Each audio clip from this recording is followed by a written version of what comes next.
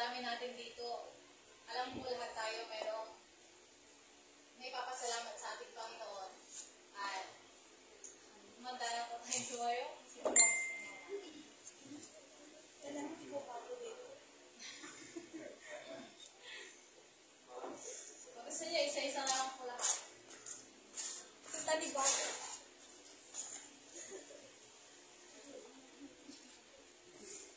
Amen. Nagpapasalamat po ako sa ating Panginoon dahil hindi po siya nagkukulang sa amin. At nagpapasalamat ako sa Panginoon. Hindi ko pa ito nasa-share pero ayun nga po. Dati po nagpa-pray po ako sana Lord, bigyan mo akong trabaho. At ang binigay sa akin ng Panginoon na Sunday school teacher. Though hindi siya yung trabaho na bibigyan ka ng pera, pero bibigyan ka niya ng fulfillment. Kasi alam mo na nakakatulong ka sa church. At nagpapasalamat ako dahil kahit wala pa po akong parang work, may mga dumating. Yun po yung pinagpapasalamat ko. Amen.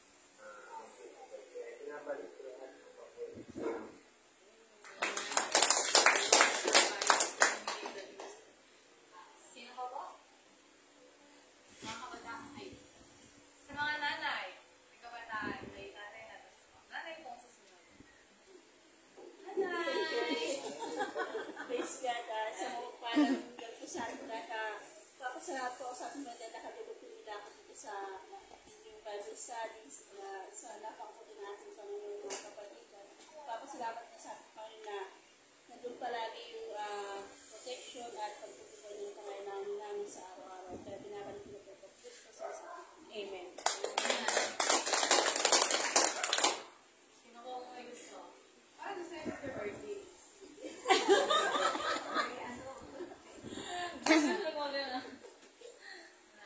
Okay, salamat din ako sa Panginoon sa kanyang kaputihan at kadakilan sa buhay ko. Amen.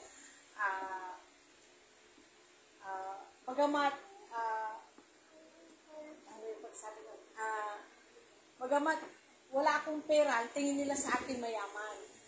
Yan ay pinagpapasalamat ko sa Panginoon dahil may mansion ako. Hindi, pero sa totoo lang, nagpasalamat ako talaga sa Panginoon dahil hindi nakikita ng sanlibutan yung paghihirap ko, kundi nakikita ng sanlibutan ay ang kabutihan ng Diyos na ginagawa niya sa aking buhay. Binabalik kong papuri ko sa salamat sa Panginoon. Alam mo ang habol? Okay. Kukunin ko na rin po yung pagkakataon ko magpasalamat sa ating Panginoon Diyos. Buong linggo na naman na ingatan niya ang buong family ko. Ayun, wala na yung mga segundo. Diba, mainit na, pero nagkakasipon, nagkakauboy-buhat lang. At ayun po, ayun din. Nagsalamat sa ating Panginoon na nakarating ulit ako dito sa Bible study kasi na nakaraan. Nagkaroon ako ng sakit ng kanta. Ayun. Lumalaban yung dyan ko. Pero still, God heals. At narito ako ngayon. At ayun din, sa bagong privilege na pinagkaloob ng ating Panginoon sa akin. Alam kong, nung nalaman ko yun, Lord, parang hindi ko ata kaya. Kilala ko yung sarili ko, marami akong kulang sa ating Panginoon. Yung unworthiness, nandiyan na eh. Hindi mo siya hiniyayakap mo lang, pero salamat sa ating Panginoon dahil is at alam kong gagabayan niya ako sa dream. Ayun, mayroon po ako na mag-pray para sa entrance exam mo sa Thursday. Okay. Para makapasok ko sa college ko sa PSU din. At, ayun po. Binabad ko lang ako isa.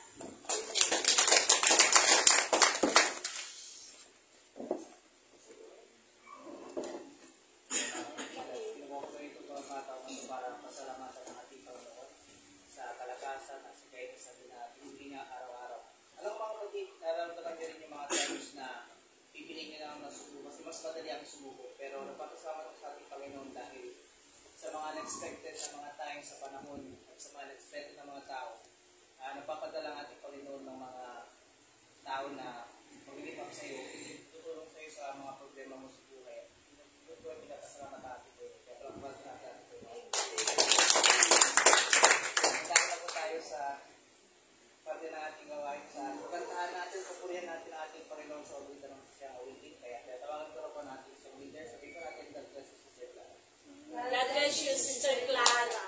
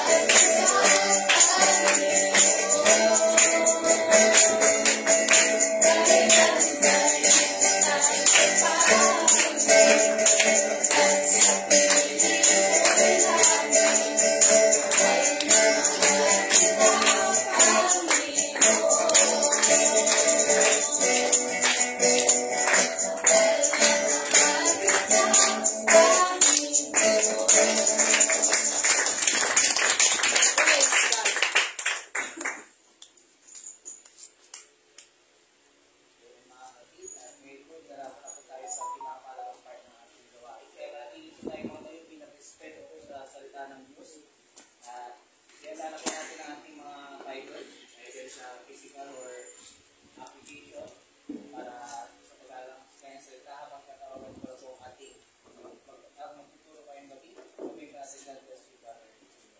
God bless you, Brother John. Praise the Lord. Praise God, hallelujah. So, isang mapagpalang pagpapalay po sa ating lahat. Kaya, ibigyan po tayo rin ng pagkakataon na makapagpapahagi po ng sabataan ng sa Panginoon sa ating katira na patuloy na gumagawa sa kasaan po sa lugar ko nito. Ako'y nagdadalak at dahil kayo po ay masigasig din po ng kaibigan sa magawa ng mga bagay na gusto ng ating Panginoon. Isa po yan ang pagkikinig ko sa salita ng ating Diyos. So, salamat po at isang pagdalakan at magpapalakas sa bawat sa atin na patuloy na lingkod at tumakbo sa tinakda ng Diyos. Praise God. Hallelujah. So, meron po lang akong hanggang kunting pagsasaluhan po natin.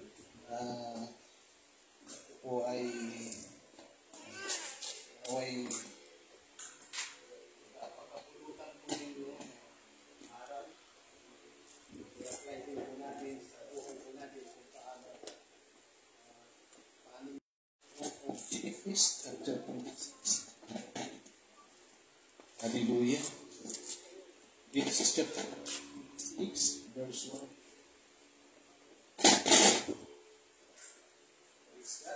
Yeah.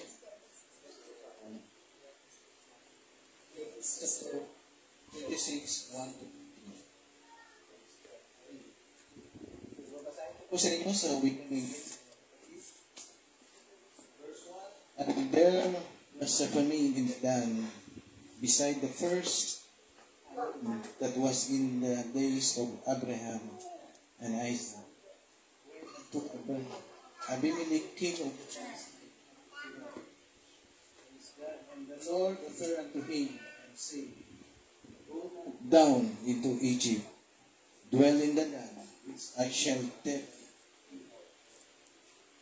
thee, and I will be thee, and I will bless for thee unto thee, and unto thy seed, and I will give all which thou wilt perform the oath which I swear unto Abraham thy father.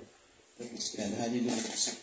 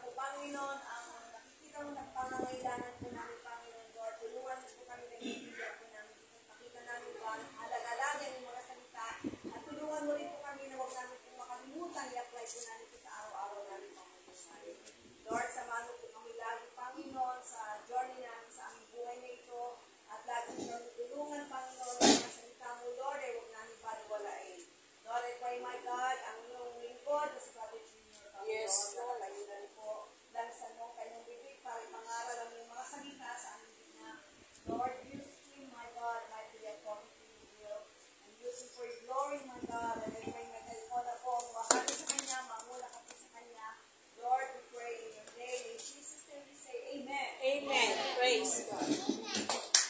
Praise Makakaupo na po kayo mga kapatid. So thank you sa mic. Same issue, bring up books. Praise the Lord.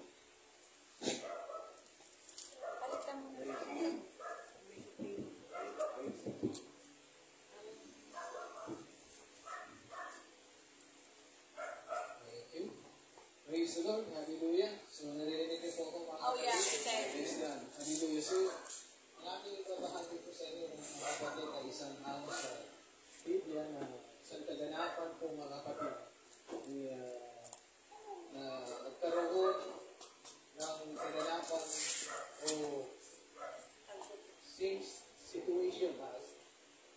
situation mga kapatid na nangyari kay Abraham at ngayon hinaharap po ni Isaac mga kapatid.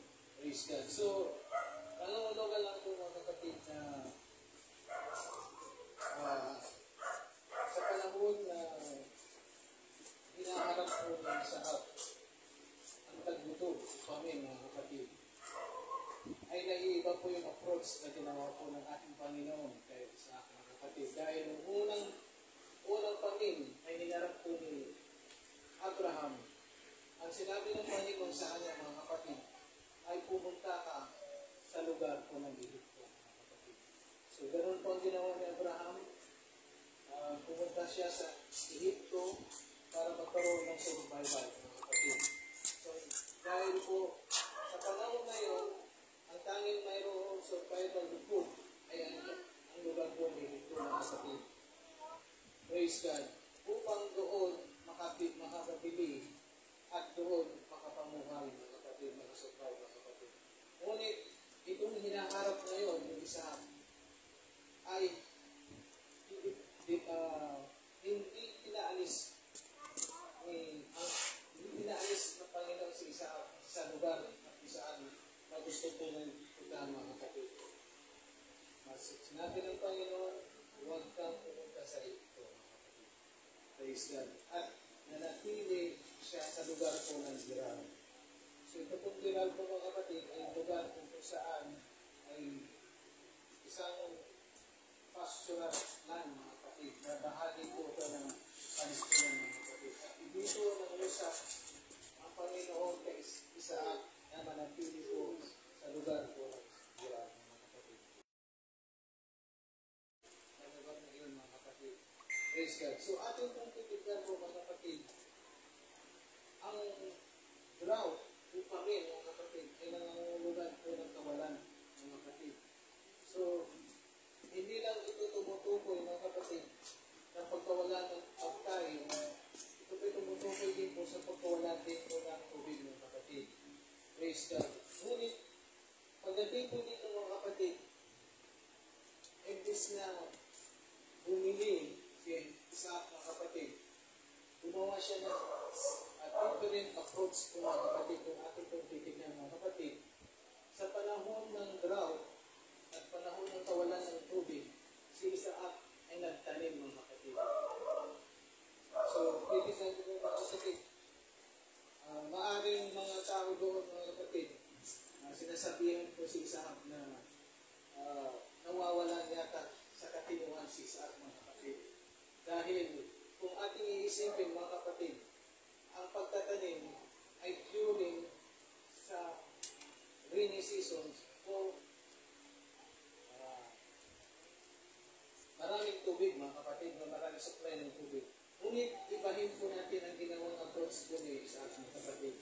Nagtanim po siya sa panahon ng drought mga kapatid. So, can you imagine mga kapatid, yung nag-isipan po mga kapatid, iintindihin po natin parang mali. Mga kapatid, dahil hindi mabubuhay po yung tanim kung wala pong pagsusupply po ng tubig mga kapatid. Ngunit, ginawa po ito ni Isaac mga kapatid. Same, different approach mga kapatid. Dahil naniniwala siya sa panahon iyon na pagtatanim niya, God will provide ng tubig sa kanyang pananim.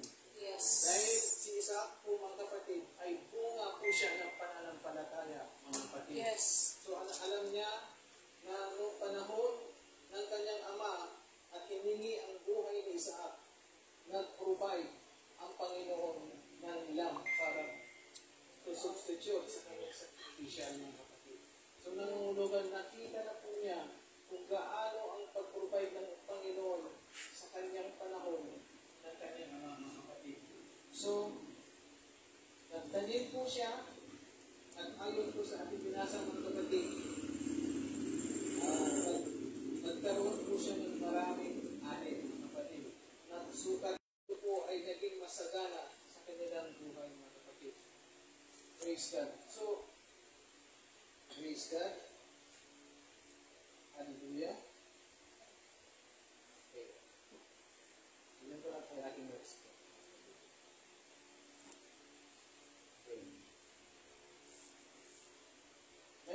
challenge po ang ating Panginoon sa ating mga kapatid.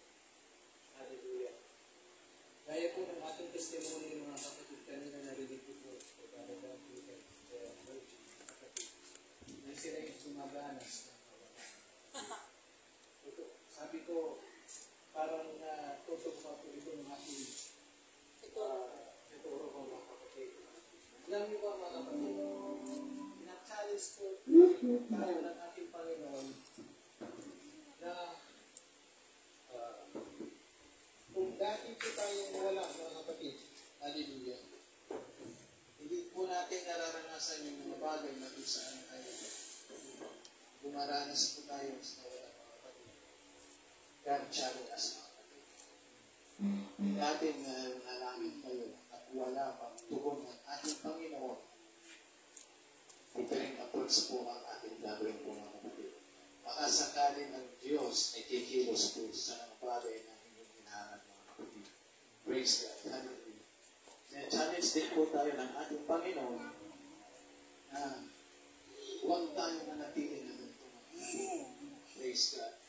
Alam ko na bawat isa sa atin ay nag-aaral na tayo ay lumago at tumami sa lugar na ito mga kapatid. Praise God. God challenge us mga kapatid na tayo ay magasip ng mga buto mga kapatid.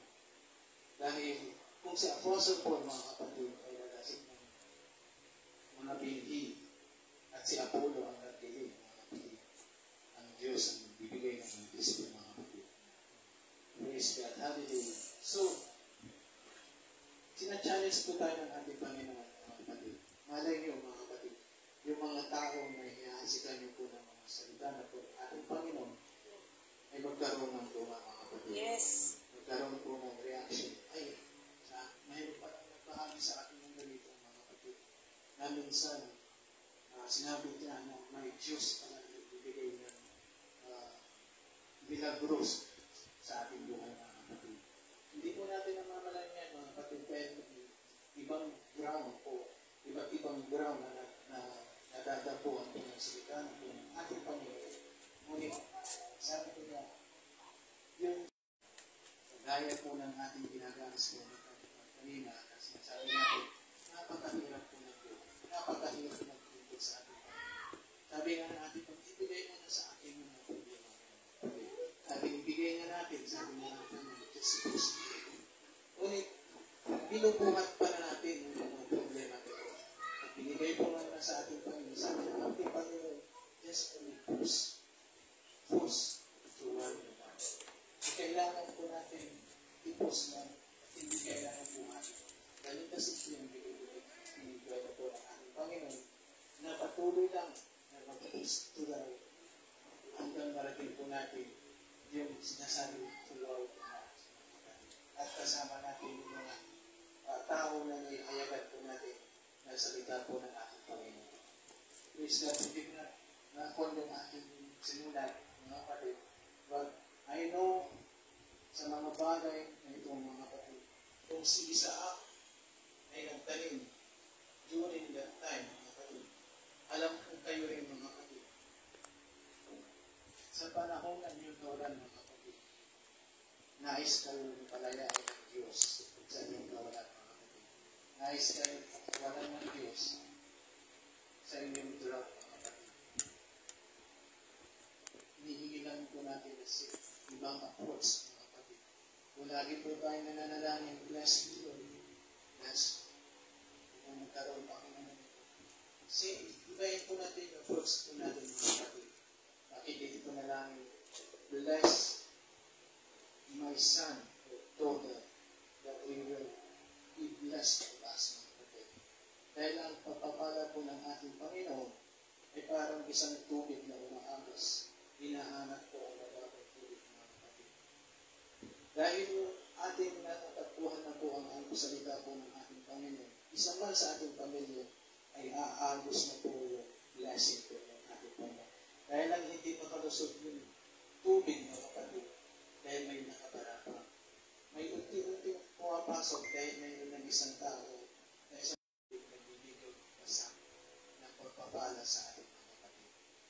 So patuloy po tayong manalangin po patuloy po tayong tiniwala sa ating Panginoon na gaya po ng Isaac, mga kapatid, na sa kabila po ng drought, mga kapatid, hindi po siya pinanghinaan po ng ating Panginoon.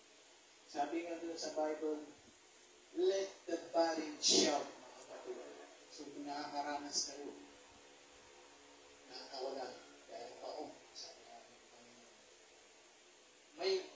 May ginawang approach, mga kapatid. Marami akong nabasa na baon, mga kapatid, sa Biblia. Katulad ni Hannah, mga kapatid. Umiiyak siya, pinangalan. Mayroong ginawang ibang approach upang siya ay bigyan ng anak, mga kapatid. At yun, hanapin po natin sa ating sarili kung paano natin makikita ang ating Panginoon upang ibigay po niya ang pagpapala ng mga kapatid. Hallelujah. Maaaring sa iba sa inyo, nag-aangat po ng salito ng sakit, salito ng mga bahay, mga kapatid. Ngunit paano po magagawa ito, mga kapatid? Dahil ganito lang ating trabaho. Ganito lang yung ating kinikita. Kung nanatili kayo na kapag nagtitiwala sa ating Panginoon, gagamitin ng Diyos yung hindi naniniwala, yung unbeliever upang kayo pagpalain. Amen. Yun po ang approach na hinahanap po ng ating Panginoon. So, maaari, praise God, patuloy po tayong tinuwala sa kabila ng ating kawalan at patuloy po tayong magbigay kapurihan po sa ating Panginoon. So, bilang po mga kapatid, praise God sa ating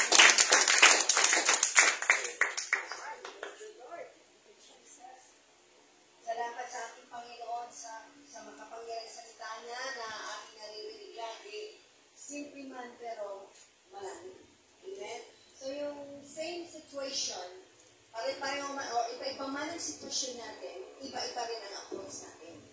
Kasi bawat nilalang, bawat Kristiyano, iba-iba ang nais ng Diyos na gawin natin ang approach. Pero i-base pa rin natin sa pamagitan ng salita ng ating Panginoon. Sila na sinabi ng ating lecture ngayon, faith. Diba? Dagdagan natin ang ating pananampalataya. Faith without action is dead. So kung kahit na puro salita ka ng salita, kung wala naman sa gawa, dead pa rin yun. Maling approach pa rin. So nais ng Diyos kahit anuman problema ang nararanasan, may katapusan din. Amen? So, ang problema mga kapatid, ito yung harapin mo. Kasi meron naman salita ng Diyos na tumutulong sa atin. Huwag natin talikuran. Huwag natin sabihin doon, ang hirap naman itong problema na binigay mo. Nakaka-challenge naman. Mas maganda nga yun, nasa-challenge tayo. Dahil doon natin makikita kung gaano makapangyarihan ng Diyos. Dahil sa Diyos walang mahirap, walang madali. Lahat ito para sa kanyang panipantay-pantay. Problema ito, pero lahat ng problema ko ay meron pong solusyon, may tama pong approach. Amen. Palakpakan natin ang Panginoon. Sa napakaganda ng salita ng Panginoon, lagi natin naririnig. Remember, ang lahat na nakasulat dyan sa Bible, that's the promises. Amen. So, kinukonfirm ng Diyos sa atin, sa kanyang mga anak, binibigay niya sa atin. Hindi ito sa tagalabas. Sa atin lahat yung pangako niya. Kaya nga we're standing in the promises of God every day. So, nasa atin po ang pag-claim ng pangako na yan dahil nais ng Diyos na habang tayo nabubuhay, gusto niya i-bless tayo. Ayaw niya ni isa man sa atin na hihirapan. Dahil hindi yun ang plano ng Diyos sa atin. Amen. Kaya lang, ilagay niyo sa tamang approach. Amen. Dagdagan niyo ang faith ninyo. Gawin ninyong may paang. Ang faith, samahan mo. Kailangan gawin mo. Kung nahihirapan ko, hindi mo magawa, Lord, tulungan niyo po ako na magawa. Amen. Paano ko magawin? Iparangan niyo sa Diyos, Lord, tulungan niyo po kung hindi ko kaya, bigyan niyo po ka ng kaalaman. Paano ko gagawin itong approach na ito para magiging maganda ang kalabasan. Huwag niyo suluhin kasi bawat negosyo. Si Sheryl, tuwing meron kang bagong idea, kasi God will give you idea kung paano palalagin ang business. Pero, kailangan pakinggan mong mabuti ang approach na ibigay ng Diyos sa'yo para hindi ka magkamali. Dahil, Pag ikaw ay nagkamali, napakahirap. Mahirap pagsisi. Okay? Tulad sa amin, ang dami namin naranasan na business. Pero, dapat lagi mo pa rin usisahin ang Diyos.